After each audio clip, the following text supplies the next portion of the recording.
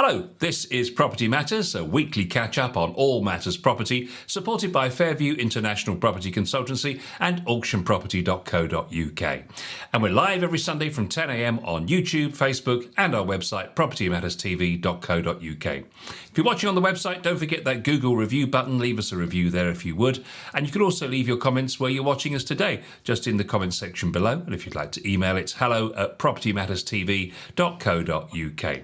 You can also find Property Matters as a podcast every Monday at 10 a.m, one day after the live broadcast on the Sunday.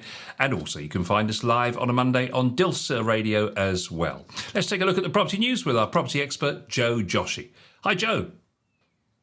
Hello, Paul. Hello, listeners and viewers. Good morning. I'm hoping you have a good week. And the stories in property continue, always varied and always interesting.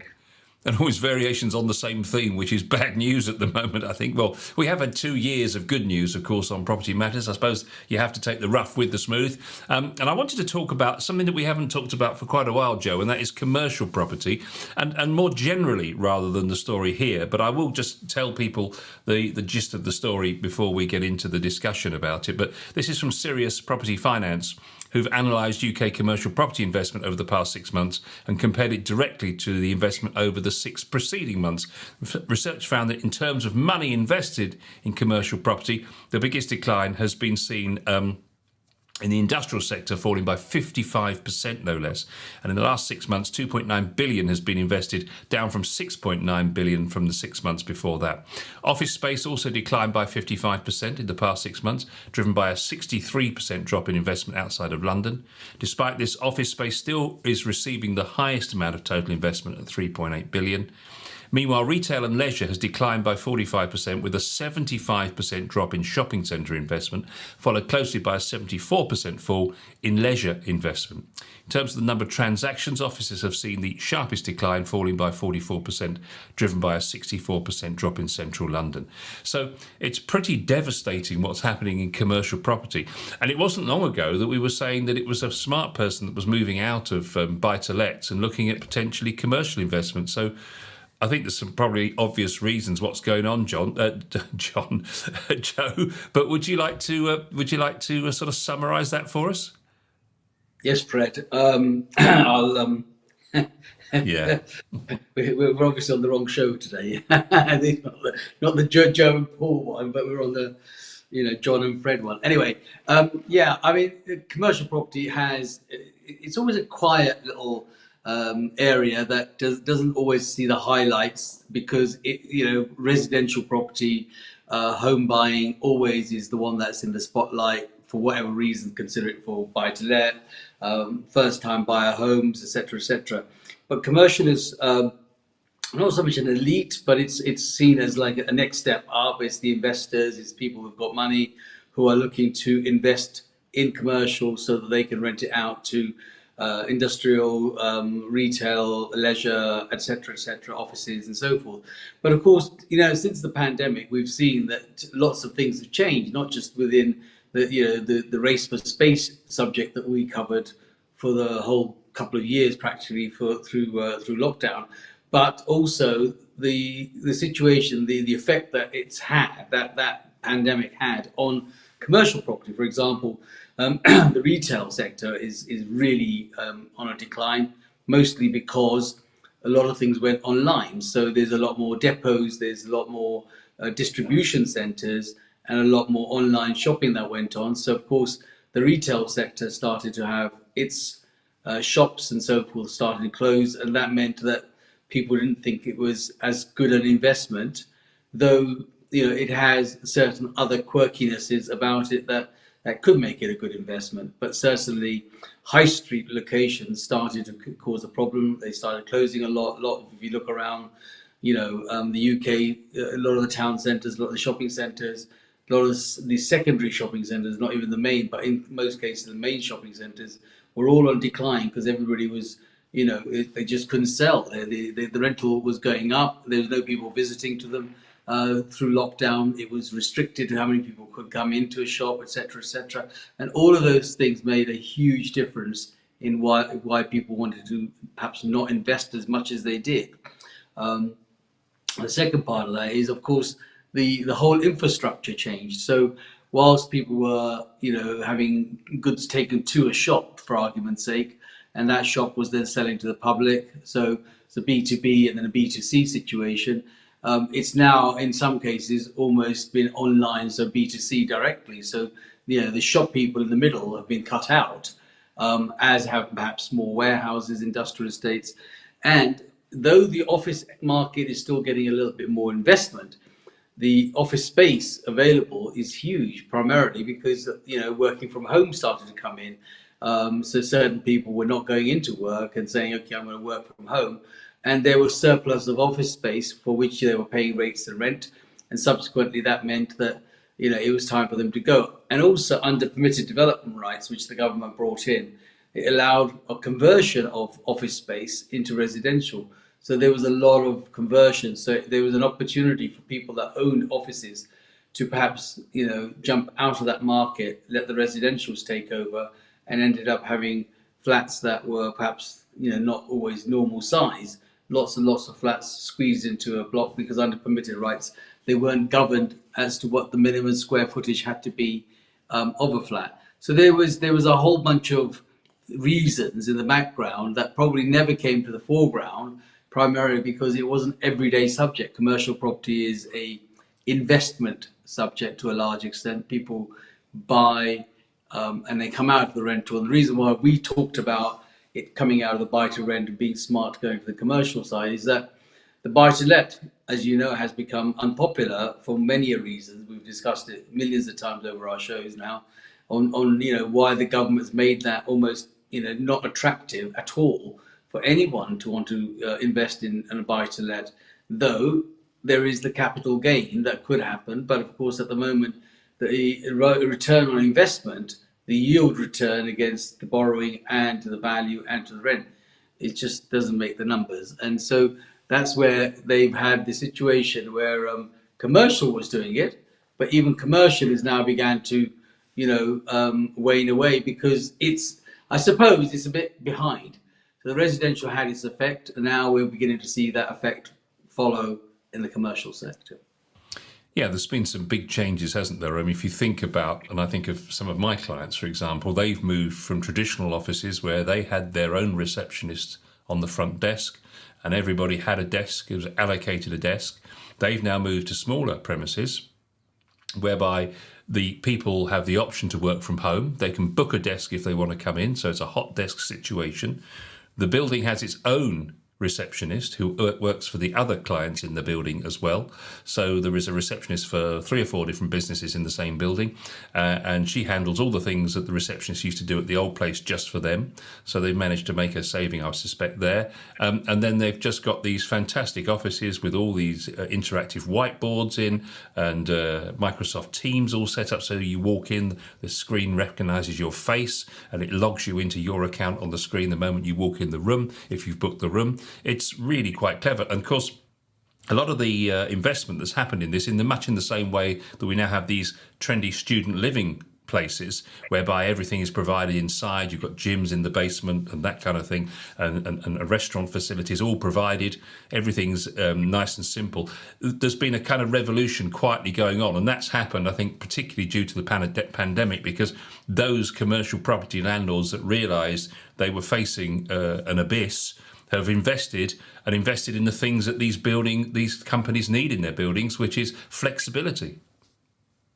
Yes, and that's what I'm saying. Those scenarios we've all gone through have created those changes, but we're just in the commercial, we're a little bit behind because obviously people were waiting to see what the results of these the pandemic was going to be, whether people were going to come back to offices, and some are. There are now more and more people want to go back because obviously there are other issues, mental health being an underlying issue at the moment, where people have been isolated, working from home, don't feel that they need to be with other people. So it's been a bit of a slow process to get there, but that's the catch up from a residential to commercial. It's probably, in this case, a couple of years behind, but it's taken those few years to actually recognize that that change has happened and it's probably not going to get reversed. Whereas there was the hope that it might get reversed and people might start to say, well, actually, I've had enough. I want to go to work. So the companies hadn't disposed of it,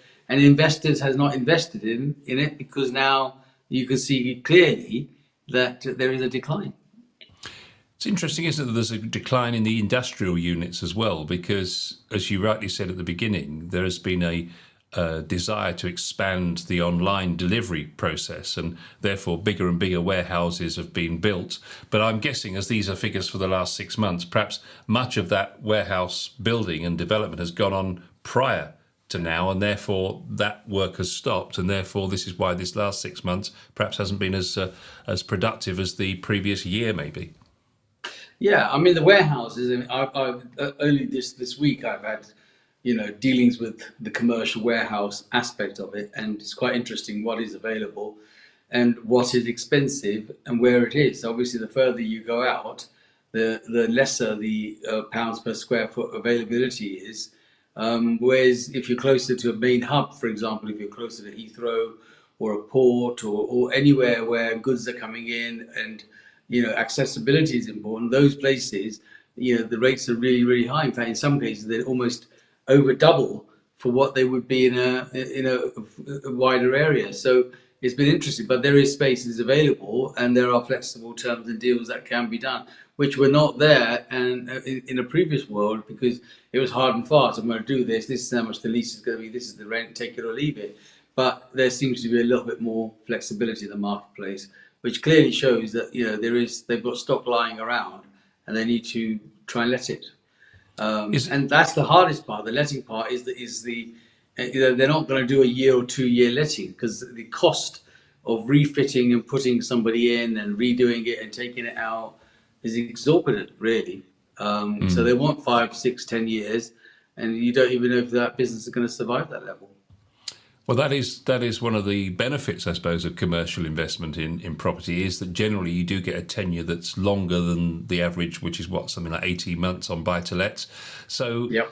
But then again, of course, if you have the company not make the success, depends on the size of the unit, I suppose. If it's small units, there is a risk, but if it's a bigger company, perhaps they might have more longevity.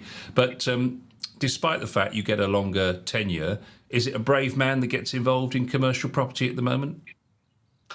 Yes, it is, but at the same time, it's like anything, isn't it, Paul? I mean, this is the time when things are on the decline. This is the time for cash is king. This is the time for somebody who has the amount to be able to say, okay, well, I'll take that gamble.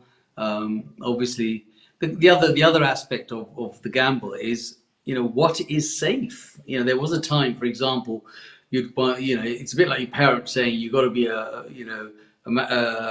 scientist or a doctor, an accountant, or an engineer. These people have got jobs for life. But the question then came, have they got a job for life? And then when investment comes, we would say, okay, well, this is a bank investment. Banks aren't going anywhere.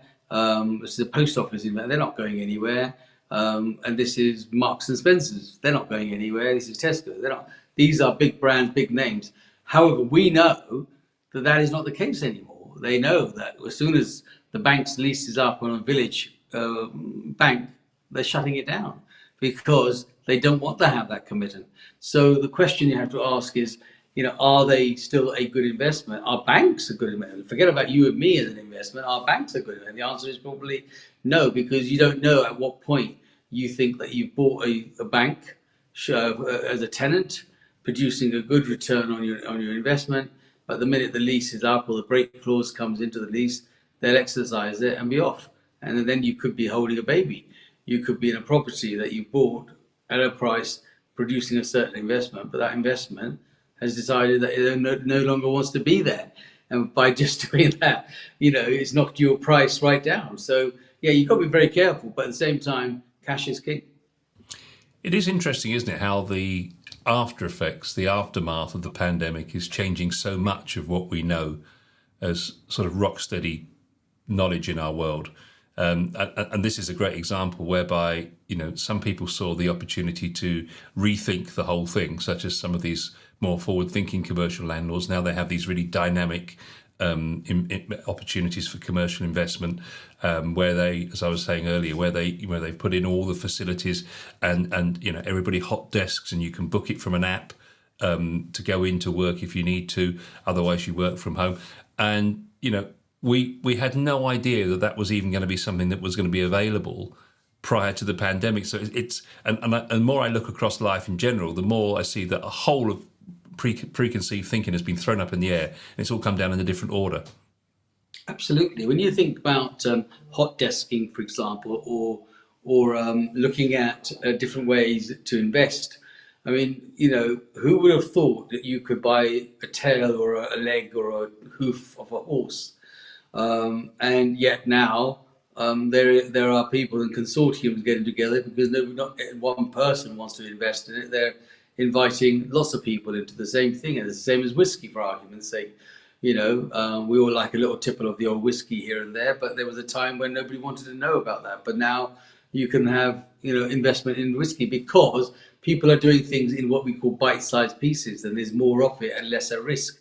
So the risk has been spread.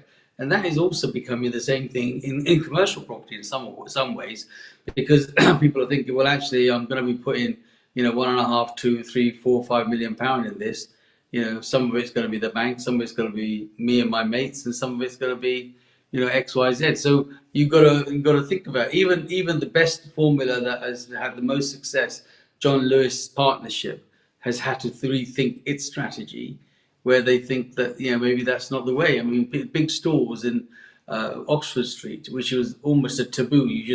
First thing, it was hard to get into Oxford Street, and now those big companies are shutting their big stores down because their customers are getting things delivered to the house as opposed to being there. So they don't need a massive great store in the middle of Oxford Street or Regent Street or wherever it is.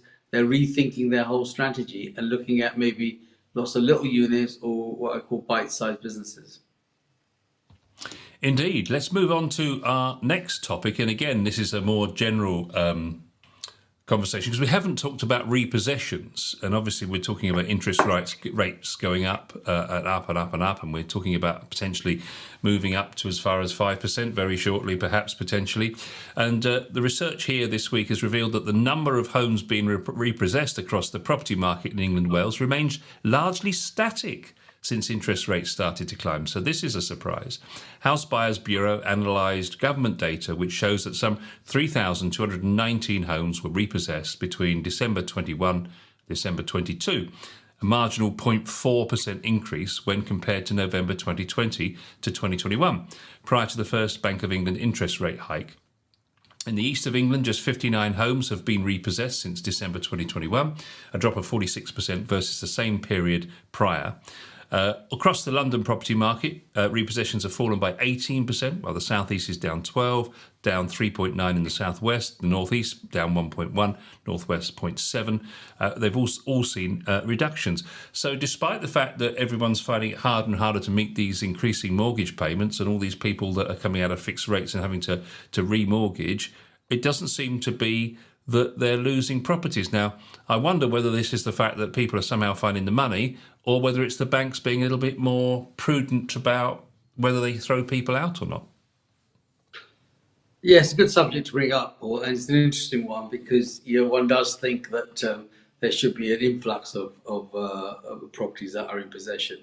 But there are a number of things that I believe, and I'm not saying that I'm the expert on this one, but I believe are making this happen the way it is. And that is, number one, I've always believed that most people in their minds have always been prepared for the interest rate hike.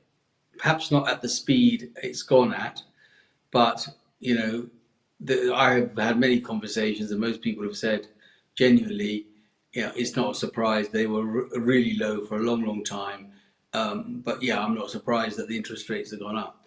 I think the bit that has been a problem for us is the utilities. That is where the problem comes. The utilities have got to stupid prices, and we didn't expect that. So I think that's the bit that's probably caught people off the back.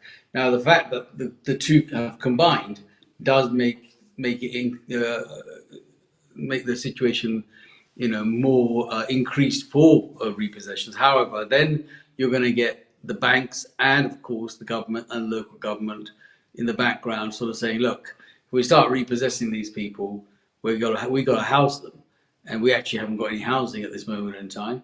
So it may be that you're going to have to, grin and bear it. The courts have probably been told that they've got to, take a view and give people the opportunity to get themselves, back in some sort of line. So they don't particularly want you to be a homeless person by the sheer fact that they can repossess. So I think that's another reason why repossessions have probably been holding back. We went through this in some of the 70s and the 90s, and now, of course, in the 2000s, when 2007, 2008, the bank, the financial crash happened. But even then, you will see that the banks were told not to repossess or not to do anything, primarily because they would have a huge problem of having people that didn't have a home to actually go out there and start to live on the streets. So I think there is a hidden agenda in the background, but not a bad idea. And the reason why I think that there's been lesser repossessions is because partly most people have been kind of prepared for it. Yeah, it's interesting to note that despite all of the regions falling, the property hotspot for repossessions is still the northwest of England, accounting for 21% of all homes repossessed since the interest rate started to rise. So if you're one of those cash buyers looking for those opportunities, then the northwest is the place to take a trip to see if you can pick up some bargains, which seems a little callous, but that's the way of the world. That's business, I suppose, isn't it, Joe? That's the business. That's the business world. That's the way it goes. Yeah, absolutely. And looking at our final story today, we wanted to focus about first-time buyers and where they're getting their advice. And this is interesting because it seems that young first-time buyers are looking to TikTok as a search source of guidance, which is a new one on us, followed by Instagram and Facebook as well. So they're going into groups that are property groups and asking advice from each other. And they're also looking particularly for things like, decorating hints and that kind of thing. And I thought that was an interesting topic to talk about because one of the dangers, I suppose, of social media, particularly with things like financial advice, is the fact, of course, it's completely unregulated, and one man's truth is not necessarily the real truth. Yes, so it's interesting that the first-time buyers are turning to social media primarily because it's at fingertips. That's where the problem comes. So people think, "Oh, I've got a question. Let's Google it. I've got a question. It came up on Facebook. Got a question, if something's come up on Instagram, someone's giving you an answer," and so forth. So I think that's probably it's about the ease of saying, how do I get it? Are they getting the right advice? Are they getting the right guidance? That could be questionable because they could be asking the wrong person. And the problem with the internet, it's got a lot of good things, but it's equally got a lot of bad things. And the bad things are that you don't know always who's behind the answers. There could be scammers. There could be people that are just saying things because it makes people do something that they need to do. So obviously first time buyers are always trying to look for the best guide. As an agent, we've always been open to anyone picking up the call and asking us to do that. Anyone that is looking to do that should always make sure that they're talking to somebody who's got knowledge and is established and has some sort of longevity and some history and maybe recommendation. That's a good way of looking at it. If somebody's bought or sold or done anything, they should always take advice and take guidance and maybe speak to them if that other person was comfortable with them. And if not, then yes, then they do go to social media and they go to Google or they go to all these other pages where they feel that they can find the answer to their problem. It's a generation thing in my mind. And as a generation, it's just easy to Google things and go on Facebook and so forth than it is to actually do the research and walk into the high street and talk to an agent, sit by their desk and have a discussion. It's just time, and so time wise it's just easily done on a smartphone. 25% of 18 to 35-year-olds had looked to social media for advice during the initial process, and I suppose that could be, asking for recommendations for people like financial advisors, perhaps, or agents to talk to and that kind of thing. But it's interesting, as you say, we've become a Google nation, haven't we? Where we just look it up online and fact check everything if you're wise. But I suppose at some point during the process, of course, if they're looking to make an offer on a property, they're going to have to get involved with professionals. I mean, you can't literally do your sale over social media. So at some point, they're going to have to come in and get the correct advice. I suppose that's the reassurance, isn't it? Yes, I mean, whether they go into somewhere or whether they actually make physical contact with someone that has got the experience and knowledge and been recommended, that's their choice. But yes, the question is, and the subject is about social media and where they go for advice. They go for advice and as a generation because that's what they know. They don't know anything different. And it's quite shocking that they don't. And they don't listen to their parents because they think, well, you're in the archaic time. Things are done differently nowadays, and on you go, Google that question, and here's your answer, and here's the person, and here's the person that's going to do this, and so forth. So, yeah, I think it's just become easier.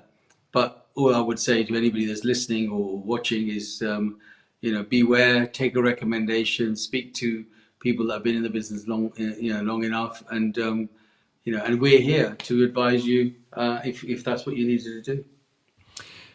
It's reassuring that the major terms that are most searched are things like general DIY hacks, gardening advice, how to reduce costs, how to maximise space. So that's probably post-purchase information that is top of the tree. But again, it's important that professionals in the industry, such as yourself, are across those sectors putting bona fide advice out there too. Well, I mean, from a personal point of view, having been in the business and industry for as long as I have, we have had experience across the board from, I say it from inception, i.e. the dream, the idea of buying or renting a home, right the way to actually moving in and helping you with removals and if necessary with recommended carpet people, tile, anything really, because it comes to our desk all the time. There's always someone somewhere that we know that has dealt with it. Some have bad experience, some have good experience. Of course, we will share you the good experience ones because we don't want to share the bad ones. But the reality is that we do have access to all of those kind of people.